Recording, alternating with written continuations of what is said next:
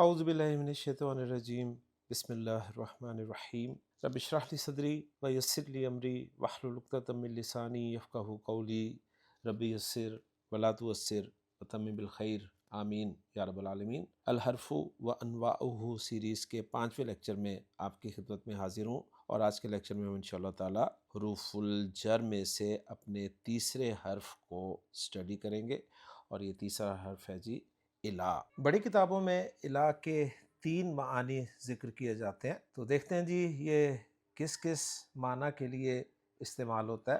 ہم نے تو الہ کے ایک ہی معنی پڑھے تھے لسان القرآن کورس میں، آج انشاءاللہ تعالی اس لیکچر میں آپ کو الہ کے مزید 2 معانی جو ہیں وہ معلوم ہوں گے۔ تو پہلے معنی جو الہ کے ہیں وہ ہیں جی الانتہا، یعنی یہ انتہا کے لیے آتا ہے۔ انتہا سے مراد آخر یعنی اینڈ ہے، یعنی یہ الہ جو ہے یہ انتہا یعنی آخر یعنی اینڈ بتانے کے لیے آتا ہے، اور کتابوں میں لکھا ہوتا ہے کہ انتہا الغایت الزمانیتی او المکانیہ، یعنی حد زمانی یا حد مکانی کی انتہا کے لیے آتا ہے۔ حد زمانی کا مطلب ہے زمانے کی حد، اور حد مکانی کا مطلب ہے مکان کی حد یعنی جگہ کی حد۔ اس ٹرمینالوجی میں جو انتہا الغایتی ہے، یعنی اردو میں کہیں گے انتہائے غایت، تو انتہائے غایت سے کیا مراد ہے؟ انتہائے غایت سے مراد ہے وہ جگہ یا حد جہاں کوئی کام ختم ہوتا ہے۔ اس سے پہلے ہم نے حرف جر من پڑھا تھا، اور اس کے بارے میں ہم نے پڑھا تھا کہ یہ ابتدائے غایت کے لیے استعمال ہوتا ہے۔ تو ابتدائے غایت سے مراد ہے جہاں سے شروع ہوتا ہے کوئی کام، اور انتہائے غایت کا مطلب ہے جہاں پر کوئی کام ختم ہوتا ہے۔ اور اس کی ایگزامپل دیتا ہوں آپ کو، تو بالکل انشاءاللہ تعالی بات واضح ہو جائے گی۔ انتہائی غایت فی المکان کی ایگزامپل آپ کو دے رہا ہوں۔ میں کہتا ہوں جی سرت من البصرۃ الی الکوفہ، ترجمہ کیا ہے اس کا کہ میں بصرہ سے کوفہ کی طرف چلا۔ کیا مطلب کہ میرے چلنے کی ابتدا جو ہے بصرہ سے ہوئی، اور انتہا جو ہے وہ کوفے تک ہوئی۔ اسی طرح قرآن مجید میں اللہ تعالیٰ نے ارشاد فرمایا کہ سبحان الذی اسریٰ بعبدہ لیلا من المسجد الحرام الی المسجد الاقصیٰ، یعنی سیر کرانے کی ابتدا جو ہے وہ مسجد حرام سے ہوئی، اور انتہا جو ہے وہ مسجد اقصیٰ پر ہوئی۔ تو یہ ایگزامپل تو ہے جی انتہائی غایت فی المکان کی، اور انتہائی غایت فی الزمان کی ایگزامپل بھی قرآن مجید سے میں آپ کے سامنے رکھتا ہوں۔ اللہ تعالیٰ نے قرآن مجید میں ارشاد فرمایا، جہاں روزے کے احکام ذکر کیے کہ ثم اتم الصیام الی اللیل، پھر روزوں کو مکمل کرو رات تک۔ تو یہاں پر روزے کے مکمل کرنے کی انتہا جو ہے وہ الہ کے ذریعے ذکر کی گئی کہ رات تک مکمل کرنا ہے۔ تو الہ جو ہے یہ انتہا الغایت الزمانیتی او المکانیہ اس مقصد کے لیے استعمال ہوتا ہے۔ من کے ذریعے جس غایت کی ابتدا بیان کی جاتی ہے، الہ کے ذریعے اسی غایت کی انتہا بیان کی جاتی ہے۔ اچھا، اب اس میں تھوڑی سی تفصیل ہے، وہ جاننی بھی ضروری ہے۔ وہ تفصیل یہ ہے، ایگزامپل کو سامنے رکھ کر اس تفصیل کو سمجھنے کی کوشش کرتے ہیں۔ وہ میں نے ایگزامپل جو دی آپ کو کہ سرت من البصرۃ الی الکوفہ، تو چلنے کی ابتدا کی حد بصرہ تھی، اور چلنے کی انتہا کی حد جو ہے وہ کوفہ ہے۔ اب اس میں تفصیل ہے، ذرا اس کو آپ نے اچھی طرح سمجھنا ہے۔ جب میں نے کہا کہ میں چلا بصرہ سے کوفہ تک، تو کوفہ تک جو میں چلاؤں تو میرے چلنے کی جو انتہا ہے وہ وہاں تک بھی پاسبل ہے جہاں سے کوفہ شروع ہو رہا ہے، اور کوفہ بھی اس میں شامل ہو سکتا ہے۔ یعنی 2 صورتیں ہیں کہ جہاں سے کوفہ کی باؤنڈری شروع ہوتی ہے میں وہاں تک چلوں تو یہ بھی جملہ کہہ سکتا ہوں جو میں نے کہا ہے، اور یہ بھی ہو سکتا ہے کہ میں کوفہ کے اندر داخل ہو جاؤں تو بھی میں یہ جملہ کہہ سکتا ہوں۔ ہاں، کوفہ کی حد جہاں پر ختم ہو جاتی ہے، یعنی کوئی نئے شہر کی ابتدا ہو، تو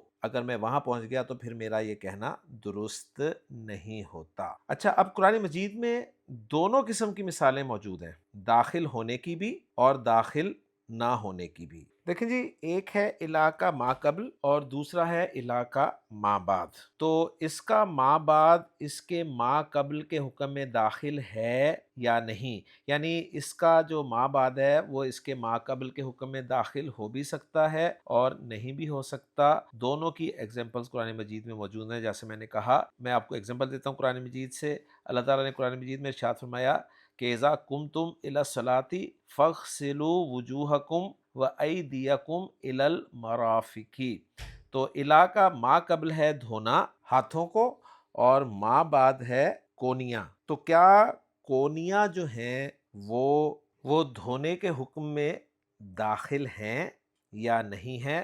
تو ہم جانتے ہیں کہ وضو میں کونیوں کا دھونا جو ہے وہ لازمی ہے.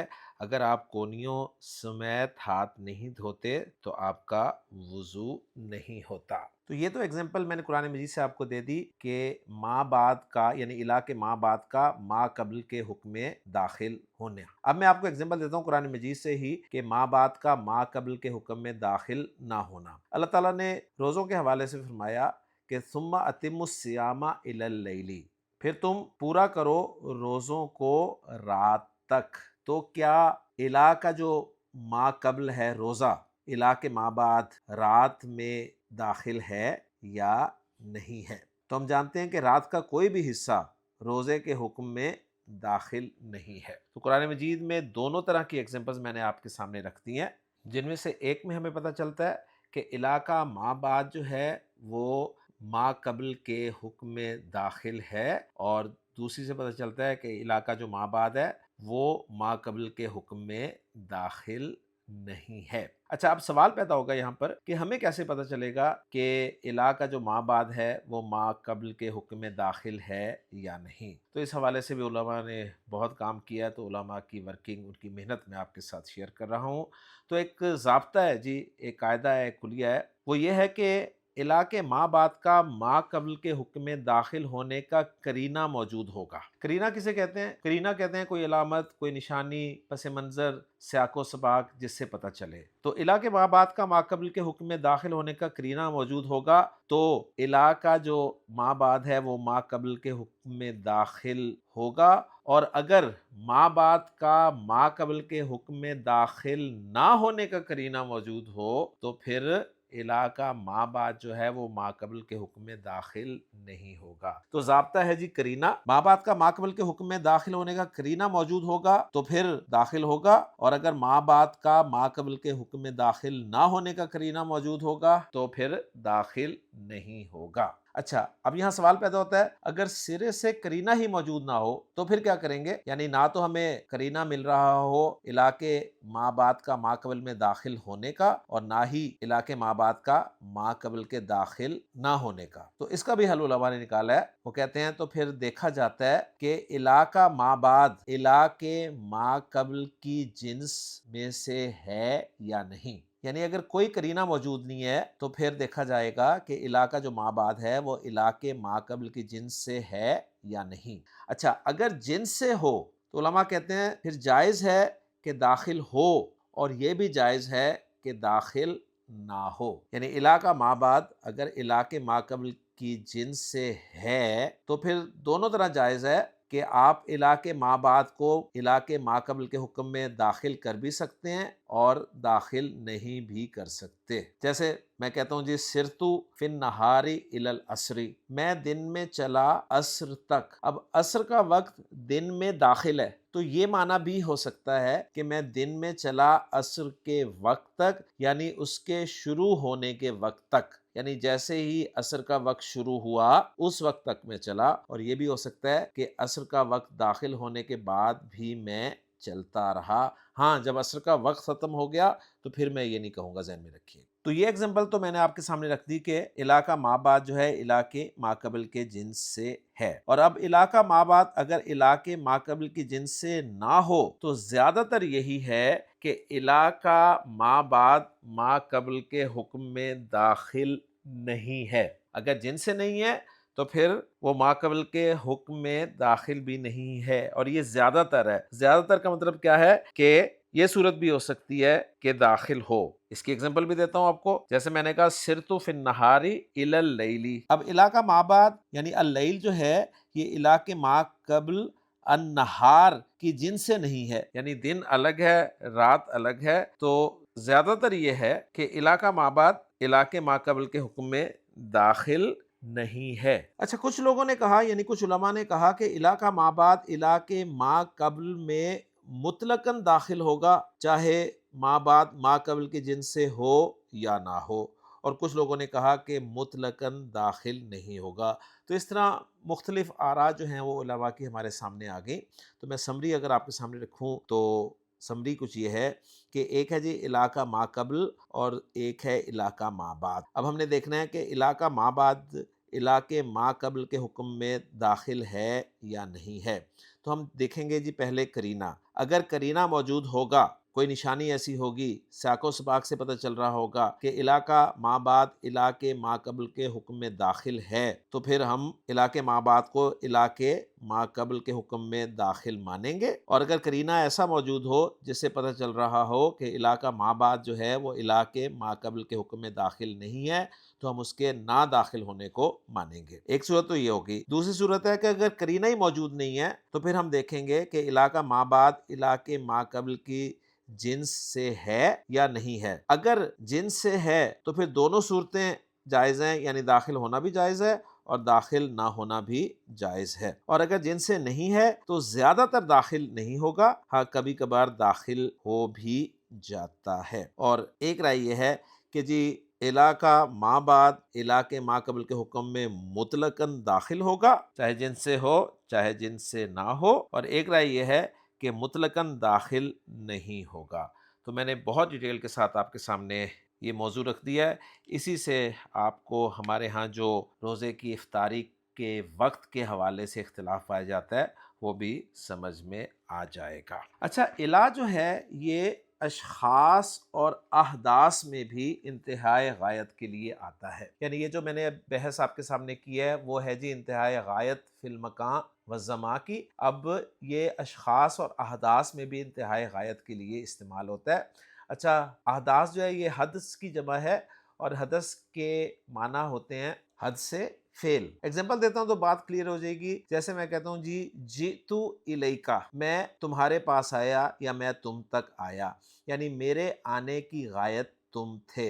تو یہاں پر مخاطب شخص ہے تو یہ شخص کی طرف جو ہے شخص کے لیے انتہائی غایت کے لیے ایگزامپل ہو گئی۔ اور معنی اور حدث فعل کی ایگزامپل میں کہتا ہوں جی سل بالتقوی الی رضا اللہ، تقوی کے ذریعے اللہ کی رضا تک پہنچ جاؤ۔ رضا یہ حدث ہے، یہ معنی ہے اللہ کا راضی ہونا۔ تو الحمدللہ جی جو الہ کا پہلا استعمال ہے الانتہا، اس کو ہم نے تفصیل سے پڑھ لیا۔ اب الہ دوسرے جس معنی کے لیے استعمال ہوتا ہے وہ ہے جی المصاحبہ۔ المصاحبہ سے مراد ہے کہ الہ جو ہے یہ مع کے معنی میں استعمال ہوتا ہے، اور اس کی ایگزامپل میں آپ کو قرآن مجید سے دیتا ہوں۔ اللہ تعالیٰ نے سورۃ النساء میں ارشاد فرمایا کہ وَلَا تَأْكُلُوا أَمْوَالَهُمْ إِلَىٰ أَمْوَالِكُمْ۔ اب یہاں پر جو ہے الا اموالکم، اس سے مراد ہے مع اموالکم، یعنی اور تم مت کھاؤ ان کے مال اپنے مالوں کے ساتھ۔ تو یہاں پر مع کے معنی میں الہ جو ہے وہ استعمال ہوا ہے۔ اور الہ کے جو تیسرے معنی ہیں وہ علماء بیان کرتے ہیں کہ یہ اندہ کے معنی میں استعمال ہوتا ہے۔ اندہ کے معنی میں جب الہ استعمال ہوتا ہے تو اس صورت میں اس الہ کو الہ مبینہ کہا جاتا ہے۔ مبینہ کے معنی ہے بیان کرنے والا۔ اسے الہ مبینہ اس لیے کہتے ہیں کہ یہ الہ بیان کرتا ہے کہ جس پر یہ داخل ہے، یعنی اس کا مدخول، یعنی جس پر یہ داخل ہے وہ ما قبل کا فاعل ہے۔ یہ ٹیکنیکل سی بحث ہے، اس میں ہم زیادہ نہیں الجھیں گے۔ الہ کب اندہ کے معنی میں استعمال ہوتا ہے تو اس کی ایک پہچان علماء نے بیان کی ہے، وہ یہ ہے کہ وہ الہ جو اس فعل تعجب یا اس میں تفضیل کے بعد واقع ہو جو محبت یا نفرت کا فائدہ دے۔ یعنی الہ جب اندہ کے معنی میں استعمال ہوتا ہے نا تو اس کی ایک بڑی موٹی پہچان ہے، وہ یہ ہے کہ یہ ایک تو فعل تعجب کے بعد آئے گا یا پھر اس میں تفضیل کے بعد آئے گا، اور ہر فعل تعجب اور اس میں تفضیل کے بعد نہیں آئے گا بلکہ اس فعل تعجب یا اس میں تفضیل کے بعد آئے گا جو محبت یا نفرت کا فائدہ دے رہا ہو۔ اب اس کی ایگزامپل قرآن مجید میں موجود ہے، جیسے سورہ یوسف میں حضرت یوسف علیہ السلام نے فرمایا کہ رب السجن احب الی مما یدعوننی الیہ۔ اب یہاں پر دیکھیں احب یہ اسم تفضیل ہے اور اس کے بعد الہ آ رہا ہے۔ اب یہاں پر احب الیہ کے معنی ہیں احب اندی، یعنی زیادہ پسندیدہ ہے میرے نزدیک۔ اچھا، اب یہ جو بات ہے کہ یہ الہ بیان کرتا ہے کہ اس کا مدخول ما قبل کا فاعل ہے، اس سے مراد کیا ہے؟ اب اس میں دیکھیں کہ احب اندی جو میں نے کہا ہے جس کا مطلب ہے کہ میرے نزدیک زیادہ محبوب ہے، تو محبت کرنے والا کون ہے؟ متکلم ہی ہے نا۔ تو فاعل جو ہے